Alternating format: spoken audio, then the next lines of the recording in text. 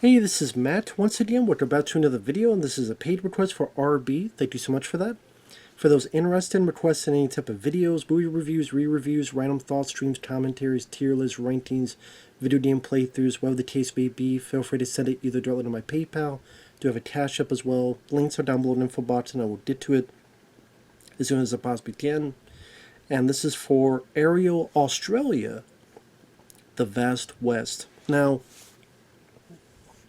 he had requested, and the reviews are up, quite a few of the Ariel series in America, Iowa and other states, where it's a program, usually around 45 minutes, where a lot of beautiful shots using drones that showcase different parts of that state, or whatever the case may be, and then a narrator given information of a historical sense, or what this part of the land they're accomplishing, what they're growing, what they're making, again perhaps what the historical significance of it. And in this case, it's part of Australia, which I've never been out of the country. That Japan, that'd be like some of the ones I would love to visit one day. I mean, Australia, I hate to say it, I always think of Crocodile Dundee, because that and the second film I like all three. I know a lot of people don't like the third one. It's not as good as the first two, but I like all three. The first, I think, is the best. I just, yeah, but I grew up with those films. Third film I watched much later, because it came out much later. But anyway, you get my point. So, for those who may get insulted with that, I apologize, but every time I think of Australia, I always think of Crocodile Dundee. And of course, you got Mel Gibson, Mad Max, those films. There's films like Razorback and other films, Road Games, the Ozploitation, I believe it's called, Kangaroos, other stuff. Which I didn't see any in this. I'm a bit surprised. I don't know if they're in the western part and they're not there and that's why, but I didn't see any kangaroos, which I was very surprised by. Or wallabies. But it shows like the big western part of Australia, which is humongous part. And I gotta say, breathtaking visuals. Beautiful visuals that they're able to capture. It is for $2 on YouTube. I think if you have Apple TV, you may be able to watch it on there. But I don't have that. But man, just beautiful. Beautiful images, just beautiful shots. The beginning where it's Lake Ballard, where I guess this guy made like 51 sculptures. When I say sculptures, as in pretty much a stick man. Because I guess this was where there was this gold rush, and this is like in honor of the people who were there, and the spread all across this vast lake. And then when it floods, it makes it look like these figures are floating on the water. That looked really cool. Again, they just get so beautiful, expansive wide shots. If you're a fan of nature cinematography, photography, the Ariel show, which some in America you find on Dailymotion and such. I couldn't find an Australian one unless it's for rent on YouTube. But they're definitely worth a look, just for that alone. And you can learn a thing or two, if you wish for that.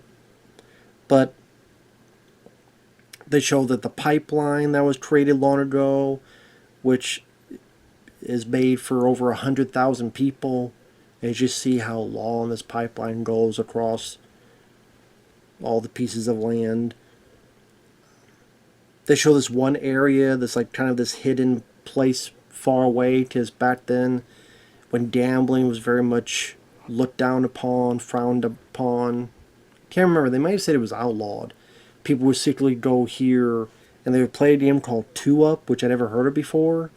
But you get like the coins, pennies or whatever, and you put them on something and you have them go up. If they both land on heads, I think you win. If you both land on tails, you lose.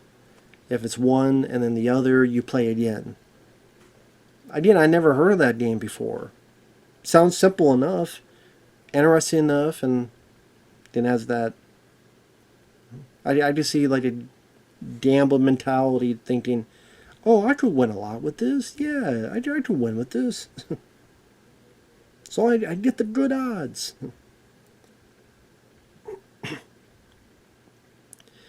They show this big, vast pit with a lot of mining going on to find gold and other minerals.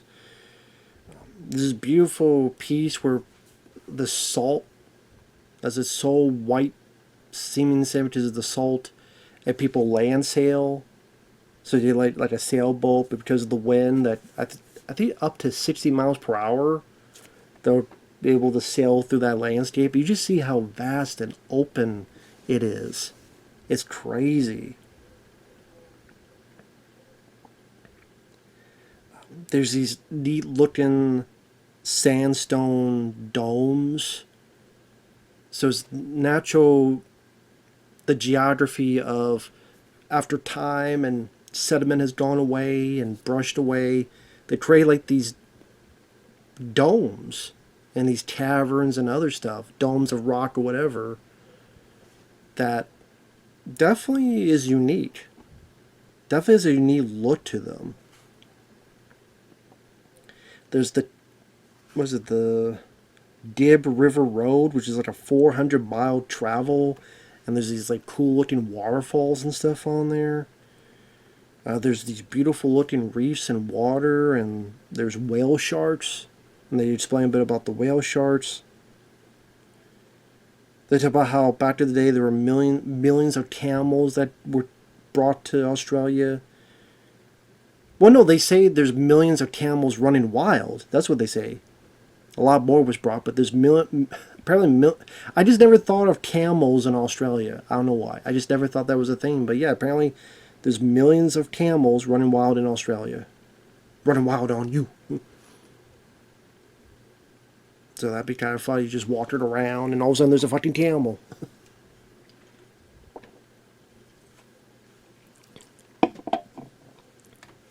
And camels being important because I think they say they could survive maybe up to a week without water because they carry it in the humps and stuff.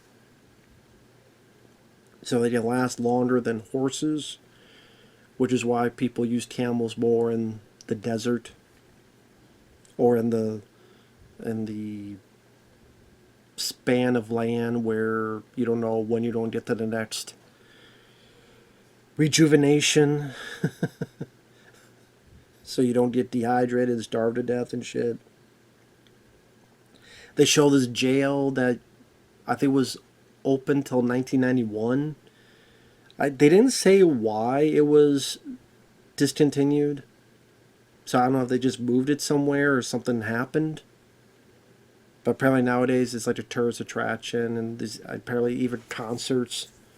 And one of the big, I forget what they call it, where one of the section they hold concerts there and stuff.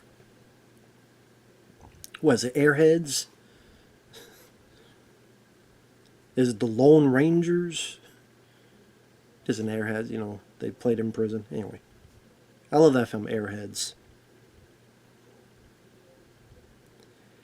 There's silos, and persons like painted the silos of different animals.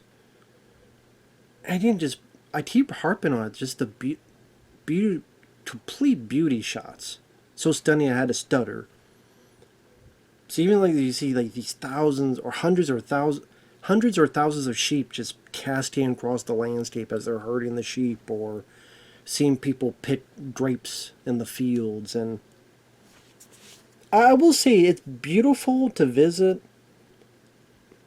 I'm the type of guy that I do like the modern era of things, meaning computers, technology, be able to go to a McDonald's or a Pizza Hut if I want to, you know, not worrying about not having Wi-Fi, you know, having stuff delivered. I'm much more that type of guy, so I don't think this would ever be a place I would ever want to live at. I mean, to be fair, There's Perch, I believe, which is the capital. That okay, but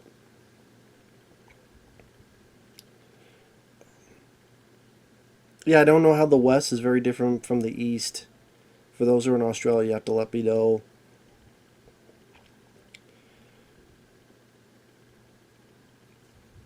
They do talk about how pieces of the land, there's more of the natives there, and how back in the day they got screwed over, and now today a lot of them are getting their piece of the land back.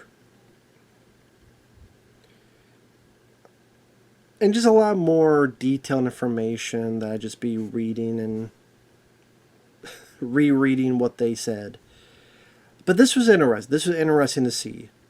It was cool just how everything looked baked. Like everything looked very orange. The dirt and everything.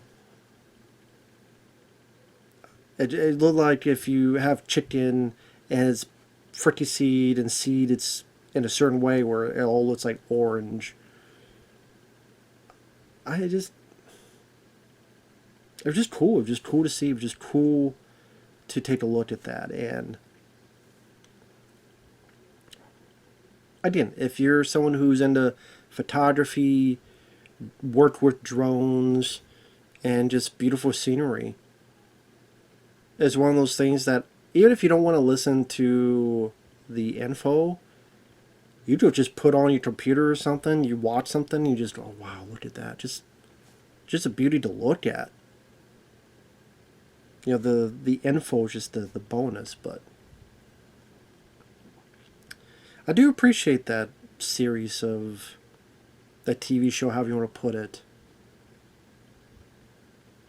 Like whoever thought the idea of using the drones, give that guy a raisin more so, because just consistent shot after shot after shot. So I don't know what else to say. So like, it was very interesting to see. With that said, thanks for watching. Take care, everyone. And with that said, we'll talk to you later. Bye bye for now.